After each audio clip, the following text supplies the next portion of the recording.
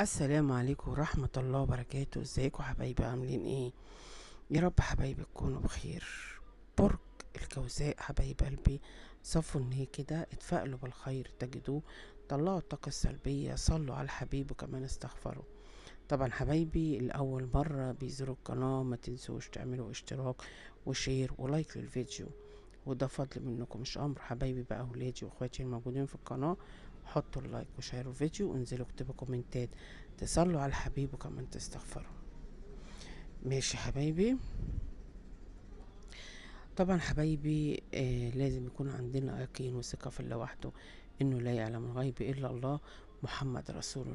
انت في ناس مركزة معاك الفترة دي جدا، عيون كده عليك، بتراقبك، وكله بيحاول يعرف عنك كل كبيرة وصغيرة انت فيها الفترة دي.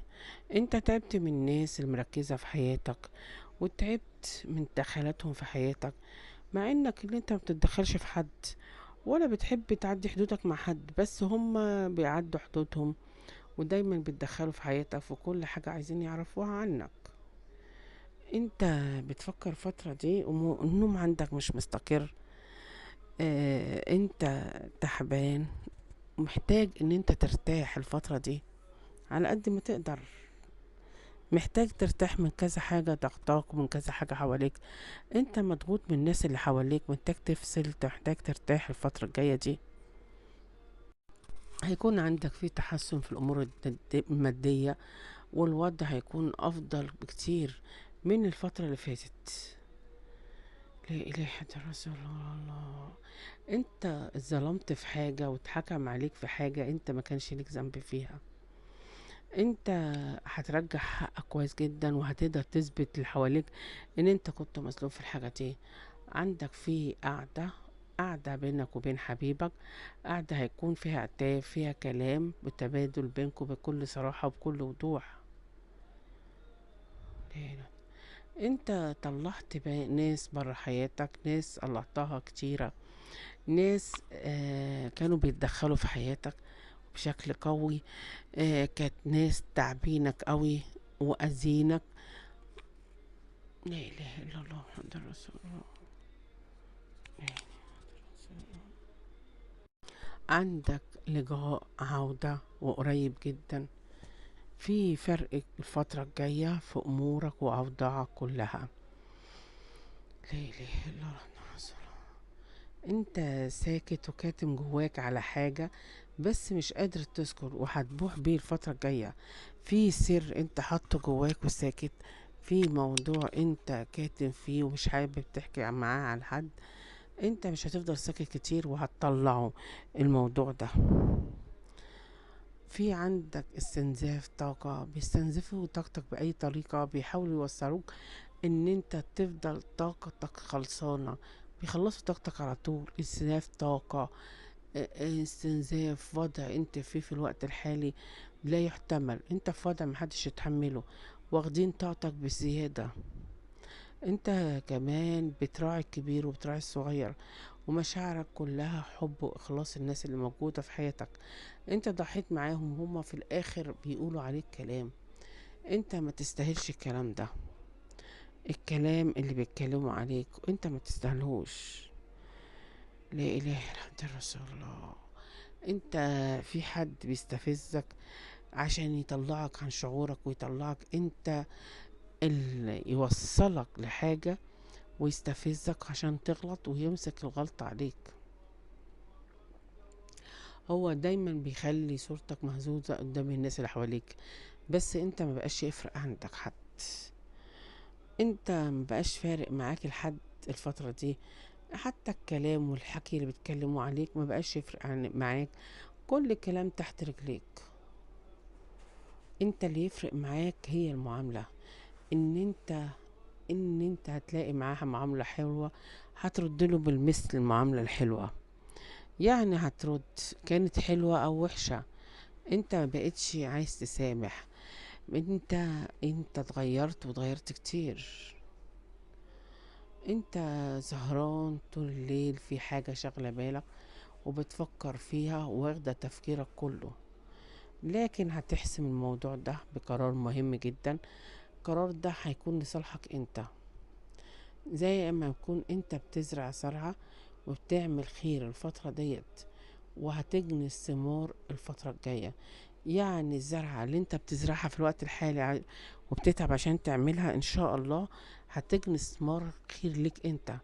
لو انت بتعمل خير هيجيلك خير بإذن الله، هيتردلك الفترة الجاية.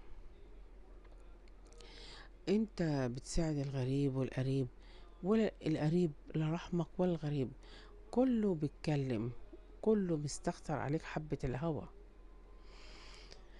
في عندك قضية عاملة لك انشغال كبير جدا، شغلة بالك ومحيراك القضية اللي انت فيها. ممكن يكون عندكم مشكلة، عندك قضية، عندك حاجة تخص ميراث، رجوع شغل، قضية عندك. المهم القضية أو المشكلة دي هتنتهي لمصلحتك انت. لا إله إلا الله محمد رسول الله. يعني لو المشكلة دي واصلة المحاكم أو قضية، إن شاء الله هتخلص على خير وهتكون لصالحك انت. في عندك فرصة جايالك وحلوة جدا. لا إله، فرصة جايلك اليومين الجاية دي هتغير مصير حاجات كتير، يعني الوضع معاك هيتغير للأحسن. لا إله إلا الله. ليه الحزن وعمال تفكر شايل هم؟ ارمي حمولك على ربنا، الفترة الجاية ربنا هيسرك. عندك استشفاء الفترة الجاية، انت تعبان الفترة دي وبتعاني من تعب، راح يكون عندك استشفاء الفترة الجاية. عندك رجوع، عندك اعتذار، عندك فرصة جايالك، والفرصة دي عرض شغل او عرض مشروع ليك. ما تترددش كتير، انت قلقان لكن ما تترددش، ان شاء الله هيتملك على خير. انت تستاهل كل الخير. لا اله الا الله. في عندك واحدة ست ما ارتاحتش الا لما خربت بيتك، وصلتك انت انت والشريك في فراق، ومع ذلك لسه حطاكوا في دماغها. انت ما بقيتش تدي الامان لحد، دايما بتبكي وبتبكي مع نفسك. لا اله الا الله. حاول تكون عندك هدوء الفترة الجاية، وما تاخدش اي قرار باستعجال، خليك حكيم واهدى. اتعامل بتفكير وحكمة، حتى لو لقيت الشخص اللي بيستفزك حاول ان انت تكون حكيم، ما تدوش فرصة ان هو يمسك عليك غلطة. في رزق جايلك، وده فلوس جايلك، وده حق ليك جايلك الفترة الجاية في بيتك بإذن ربنا، ده حقك وراجعلك. في نفور بينك وبين الشريك، والنفور ده بقاله أكتر من سنتين، والشريك مغيب، وفي نفور بينكو، في سحر تفرقة عندكم من سنتين وتعب. السحر معمول لك من 2 ستات، ودي أعمارهم مختلفة، ودول مش قريب عنك. أهل الشريك يعني بيسوء الظن عنك، وكلام طالع ونازل عليك، والشريك بيديهم الفرصة وبيسمع. طبعا ما هو بيسمع بيكتروا الكلام وبيكلموا الكلام، أو انت عايز تبقى لوحدك وعايز حاسس بكسل بخمول، دايما عندك وجع في معدتك. كمان النفور من الشريك على أقل الحاجات، في عدم تفاهم، في مشاكل، وأقل حاجة بيحصل بينكم مخالفات. في نفور بينك وبين شريكك، وكمان هو مغيب بالتفكير، بيعمل حاجات كتيرة مش بإرادته. انت عامل زي ما يكون هتحسم قرار الفترة الجاية، هتفكر بحكمة، هتفكر بعقلك وقلبك، وقلبك ده انت هتركنه اكتر على جنب، تفكيرك هيكون عقلاني اكتر. انت عامل زي ما يكون انت خايف تاخد الخطوة، قدامك الطريق وانت قلقان مش عارف تاخد الخطوة، حاسس ان مفيش خير. لا، ده في خير، والطريق انت هتنجزه وهتخلصه وهتكمل على خير. ان كان طريق شغلك او سفرك، ان كان بداية شغل جديد عندك، ما تفقدش الامل، لان ان شاء الله في خير ورزق الفترة الجاية. ان شاء الله الرزق هيكون اضعاف متضاعفة، وعندك فتحة خير الفترة الجاية. انت قلبك طيب رغم اللي انت بتقوله، انت بتقول كلام لكن ما بتعملش بيه. اوقات كتير في الزعل بتقول كلام، بتقول هعمل واعمل واعمل واتغير، بس بترجع لأصلك. ودايما عندك كده سمة التسامح في طبعك، لكن ما تنساش. وتكرار القاسية بيخليك تتعب جدا مع الشخص تاني ده في حياتك. ودايما بتاخد القرار ان انت تبعد الشخص ده عن حياتك، لانه هو بيكرر نفس الغلط، وتكرر اكتر من مرة. وانت مع تكرار الغلطة ما بيتعلمش، انت بتتجاهله وبتبعد عنه خالص. لا اله الا انت رسول الله. في حد بيستفزك ده، خلي بالكو ان في حد بيستفزك، بيحاول يوصلك لحاجة عشان توصل لغرضها، عايزة تخرب الوضع، عايزة تخرب البيت. فخلي بالكو، دخولها في حياتكو كده طاقة سلبية وخراب. حاولوا على قد ما تقدروا ما تدخلوش حد في حياتكو اكتر من كده. حتى الكلام اللي بيطلع من فمها كلام بيكون غلط وتفكير غلط، وعايزة تمشيكوا بحجة النصيحة ان انت مش ورا الكلام، لكن انت بتسمعوا وما بتسمعوش الكلام ده. وانتوا ذكي جدا، وعارفة ان هي توصلكوا لمشاكل ليكوا، وتوصلكوا ان انتوا ما توفقوش في اي حاجة بحجة النصيحة. بس انتوا بتسمعوا لكن ما بتعموش باللي انتوا بتسمعوه، ودي احسن حاجة فيكم. في عندكم حرف الالف، حرف السين، حرف النون، حرف الر، وعندك حرف العين والميم. لا اله الا رسول الله محمد رسول الله. عندك في ابراج ترابية، وكمان عندك في برج الحمل. في حب وقرب الفترة الجاية، علاقتك مع الشريك هيكون فيها تفاهم اكتر. في كمان عندكم تغيير، هتغير من نفسه ومن طريقته معاك، بيعيد حساباته معاك، بيعرف ان هو قدر ان هو وجعك وجي عليك وان هو ظلمك كتير. بيحاول يغير من نفسه، بيحاول يقرب منك، بيحاول يهتم بيك، بحاسس ان انت هتضيع من ايده. انت بدأت تركز كده وتشغل دماغك اكتر. انت طلعت ناس كتيرة برا حياتك بسبب ان هم كانوا اذينك، بسبب ان هم جم عليك وعملوا لك توتر وحيرة. فانت بدأت تركز جدا على حياتك الفترة دي، وبدأت تشوف مستقبلك بشكل احسن، وتشوف حياتك بشكل وضوح. عندك حد بيحب يفرض السيطرة، عايز هو اللي يكون الوحيد اللي في حياتك، عايزك ليك بكل الطرق. الشخص ده أناني، الشخص ده ما يفكرش إلا في نفسه بس، الشخص ده بيضحك عليك، محدش عارف قيمتك. لا إله إلا رسول الله. انت دخلت نفسك في حالة خوف من بكرة، دخلت نفسك في حالة كآبة. انت بقيت متقلب المزاج بسبب الضربات السريعة في قلبك وفي حياتك. دخلت نفسك في توتر وخوف من بكرة. لا إله إلا الله محمد رسول الله. الخبر اللي انت قاعد مستنيه هتسمعه بقالك فترة. مش عايزاك تخاف ولا تقلق، لو انت ليك حاجة عند ربنا، ربنا كريم وهيديك وهيكرمك. ليه؟ لان انت ظلمت. انت مشكلتك ان انت متسكتش عن حقك، ما بتسكتش عن اي حاجة ليك فيها حق. والفترة اللي ما بتاخدش فيها حقك بتكتم جواك وبتكتب وتتعب. بس السرقة اللي حصلت عندك دي، سرق عنك حاجة، سرق ذهب، فلوس، سرق عمر اللي ما بيقدرش يتعوض، ضيعته على الناس ما تستاهلش. عندك فيه السحر، وعليك عيون كتيرة جدا من ناس حواليك. في حد بيحاول يضرب فيك، حد بيحاول يتكلم عليك. انت تفكيرك شغال 24 ساعة، وسواس، تفكير، حيرة، توتر، مدخل نفسك في حاجات كتيرة. انت متوتر، الفلوس انت مش عارف تمسكها، مش عارف تمسك فلوس. الاكتئاب اللي انت فيه ده اخرج منه،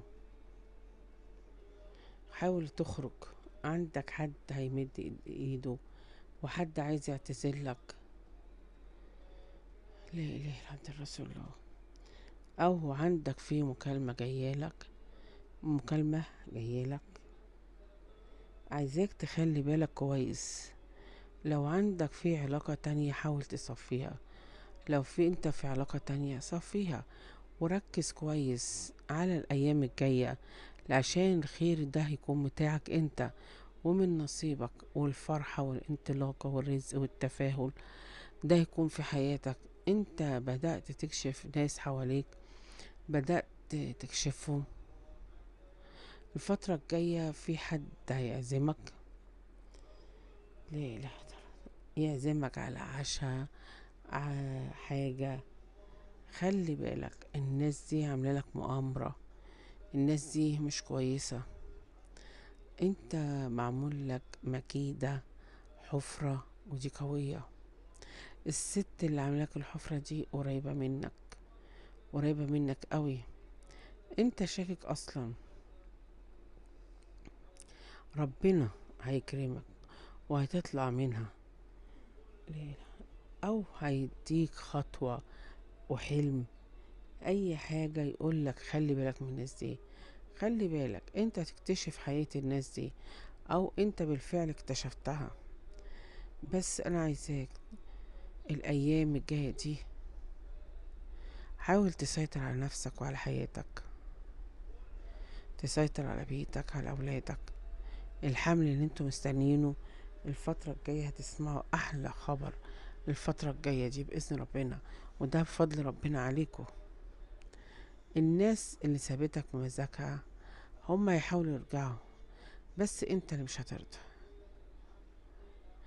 انت معاك رجوع مع اشخاص، بس انت اللي مش هترضى. هتقول هم ظلموني ونصبوا عليا وضحكوا عليا. السحر معمول لك من اقرب الناس ليك، اقرب الناس ليك. انت حصل عندك في اجهاض، عملية، نزيف، لا اله الا الله محمد رسول الله. عندك برج الميزان كان شريك حياتك، تتدخل طرف تالت ودمر لك حياتك، لا اله الا الله محمد رسول الله. انت معاك علاقة مع حد وتدخل طرف تالت وتلخبط حياتك، عمل لك توتر، عمل لك حيرة، عمل لك مشاكل كتيرة، لا اله الا الله محمد رسول الله محمد رسول الله. عايزاك تخلي بالك كويس من واحدة ست، الست اللي هي شكلها مش حلو اصلا، وعندها آه عندها بنت فيها خبث، فيها لقم. ربنا يشغلها بحالها يا رب، اللهم امين يا رب العالمين يا رب. الست دي قريبة منك، يعني هي عندها بنت. خلي بالك، خلي بالك كويس قوي منها، لا اله الا الله. انت تعبت جدا، تعبت من اي حد دخل في حياتك ويكون خاين، يعني خلاص. انت انت الناس دي اللي محولك دي مش كويسة، الناس دي عاملة لك توتر وحيرة وعايزة تقلب حياتك زي ما بيقولوا كده الجحيم. خلي بالك، انت مستني اخبار حلوة، الاخبار الحلوة جاية لك، احلامك هتتحقق. انت احلامك كلها بتتحقق. انت ابعد عن الناس المؤذية. برج الجدي وظلمك، برج العذراء خانك ودخلك في توتر وفي حيرة. انت بتقرر وتقول حسبنا الله ونعم الوكيل. البومة اللي عندك دي مش كويسة خالص، البومة دي مش كويسة، خلي بالك منها. وهيحذر منها. وخلي بالك، عندك برج الكتي وبرج العذراء، دول خانوك وعزلوك وغدروا بيك وعايزين يخربوا بيك.